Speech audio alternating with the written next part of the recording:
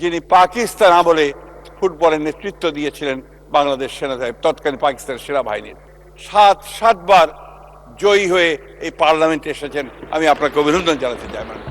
মাননীয় স্পিকার, আমি আপনাকে অভিনন্দন জানানোর সুযোগ পাইনি স্পিকার হওয়ার পরে।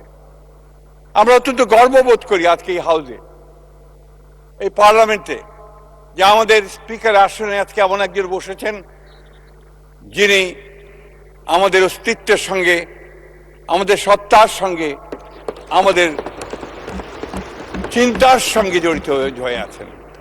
তিনি হচ্ছেন আমাদের বীর মুক্তিযোদ্ধা মেজর হাফিজ।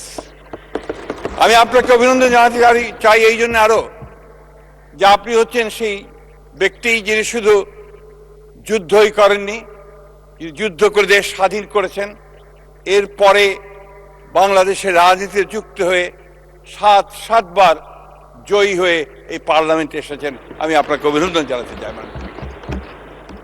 আমি আপনাকে অভিনন্দন জানাতে এই জন্যে যে এই দেশে যারা রাজনীতি নয় বা অন্য কিছুর সঙ্গে নয়, খেলাধুলার সঙ্গে জড়িত, তাদের মধ্যে আপনি একজন আইকন হয়ে আছেন। কারণ আপনি হচ্ছেন সেই ব্যক্তি যিনি পাকিস্তান আমলে ফুটবলের নেতৃত্ব দিয়েছিলেন বাংলাদেশ তৎকালীন পাকিস্তানের সেনাবাহিনীর।